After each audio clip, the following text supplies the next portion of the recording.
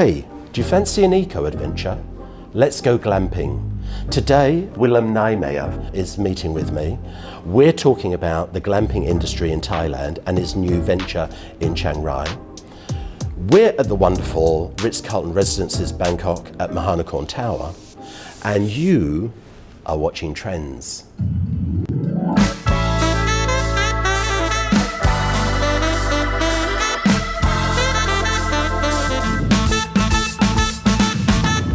Willem, can you tell us about YAANA Ventures? Sure. So YAANA Ventures is actually our portfolio company. We don't operate anything with YAANA Ventures, but it holds our operating companies, and of course the best known is Khiri Travel of those. What products, services under your umbrella do you have? So we do travel, mostly inbound as a DMC. We do hospitality, and in particular geared towards sustainability, small scale type of hospitality, and we do travel tech a little bit. Is ecotourism and sustainability on the checklist of travelers for 2024? Oh, most definitely. Yes, I think it was already coming up quite a lot pre-COVID, and I think the whole COVID period only strengthened the whole industry on sustainability and ecotourism. So most definitely we see that coming back. When I think of your name, I associate it with glamping. Where are we in Thailand in the glamping market? Is there a market in Thailand? There is a market. There is a market. It's up and coming. I can name the Four Seasons tented camp, maybe avant la lettre, already about 15, 16 years going strong there. So they were very early on, and it's been picking up quite a bit, but it is still in an embryonic phase. It's just starting out. There is not a real standard, so you don't really know what you're getting into. There are very cheap ones and very expensive ones, aforementioned Four Seasons and our own brand. And your own. As well. You recently launched Visama Lodges. That's correct, yes. What's the concept there? So Visama is our concept for a tented camp that is specifically designed to unlock areas of countries, destinations that are not yet on the tourism map. So in our case, we are in Mae Chan, which is a small part of Chiang Rai province, just about between the Golden Triangle and Chiang Rai town. And we are, that's where we opened. Why there? Actually, our investor owners, they had a plot of land there. With Visama Lodges, does it fit a model of taking tourism into new destinations on a lower investment platform?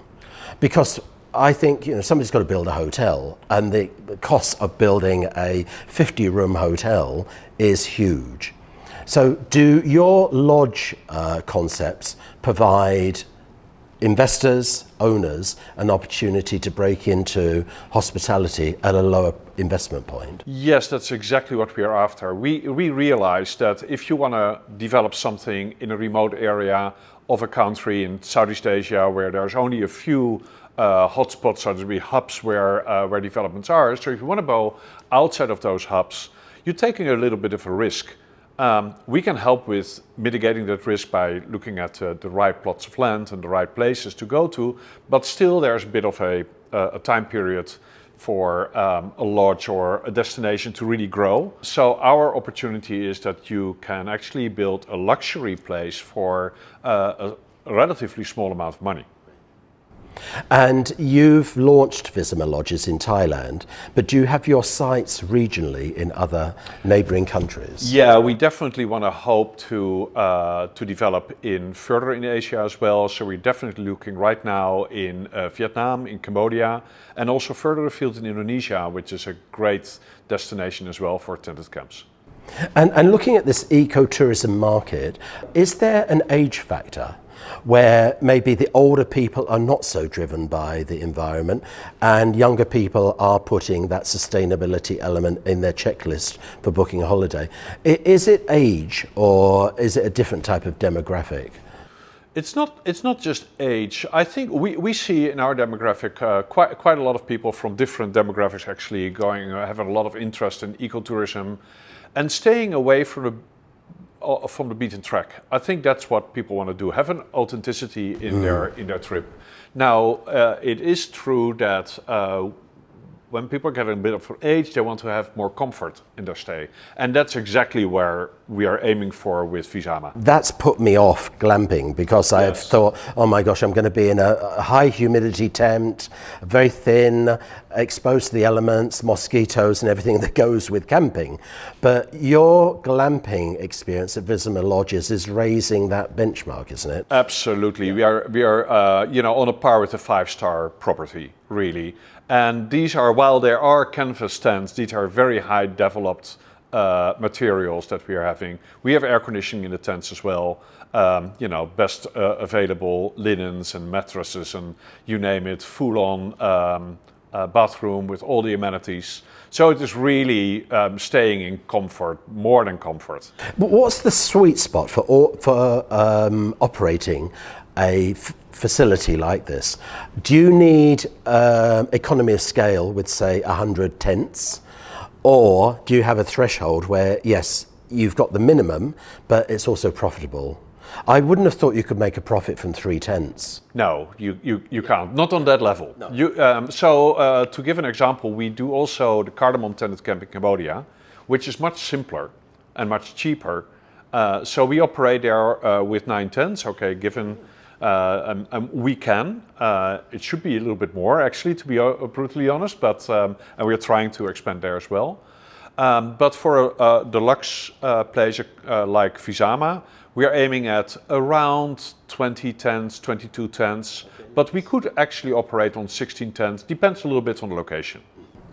And you've got your finger on the pulse on tourism and hospitality. What do you see as the performance of the tourism industry for this year? What's the outlook? So the outlook is very strong. 2023 was a real recovery year for the entire industry. But we're not back to pre-COVID levels when I look at some statistics. Yeah, it depends. If you go look at the overall statistics, then maybe we're not yet back, and that has to do with certain markets. For example, the China market has not completely recovered yet, and that for Thailand obviously has a massive impact. But other markets are back or even better than back. So, and we're getting other markets that kind of like fill in the void left by the Chinese market, like the Indian market is coming back, Russians are coming here. So, it is getting back, but I expect it to come back either by this year or the latest 2025, that we are going to go over the 2019 pre-COVID figures. Great. So the conflicts that we see at the moment in Ukraine and the Middle East is not killing the tourism industry? Not yet. I mean, we are of course very much in a difficult industry. Yes. Everything can happen. An Iceland volcano can erupt and the whole industry. So we don't really know. But so far so good. We are not being affected that much, but the Middle Eastern problems rather, or with the Ukrainian problems either. But obviously to have peace and quiet in the world is a much better proposition in general anyway. How did you get into tourism? Oh, that's a long time ago. I suppose, into tourism in travel because I'm from Holland, as my accent gives away, even after being here for more than 30 years. So I'm on a bicycle all the time, and my first travels were on a bicycle through Europe. And then I landed a job in a travel company, student travel company in the Netherlands, selling tickets, rotary phone, dial and all of that, and the ABC phone books, no computer yet. So that's how I got really hooked on the travel industry. And in the end, I landed a job here in Thailand. What do you see as the challenges for Thailand's tourism industry in the next 3 years? Is it the soft power, the human resource of people coming into the industry? Is it technology in embracing this AI, which is a bit scary for me?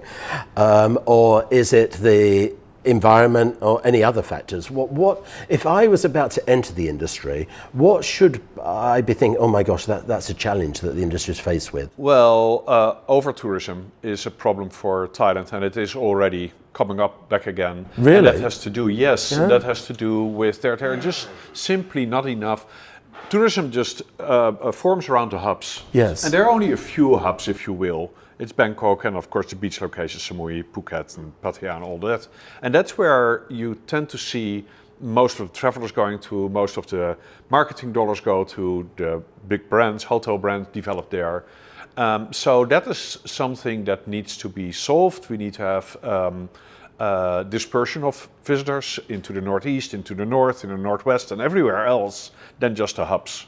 Yeah, Thailand's got a capacity of at least 400 million. If we can disperse the tourists, how on earth are we going to do this? I suppose we need to look towards government and the Tourism Authority of Thailand to help lead the industry. Would that be a first step? Yes, marketing is an important one, and I think when it comes to maybe tax incentives for entrepreneurs and hotel developers to go and develop somewhere where there are not already hundreds of thousands of hotel rooms already. So, well, I'm just exaggerating a bit. What was it in Bangkok? 130,000 hotel rooms. Insane. It's crazy. So, but go into other areas, and Thailand has so much to offer.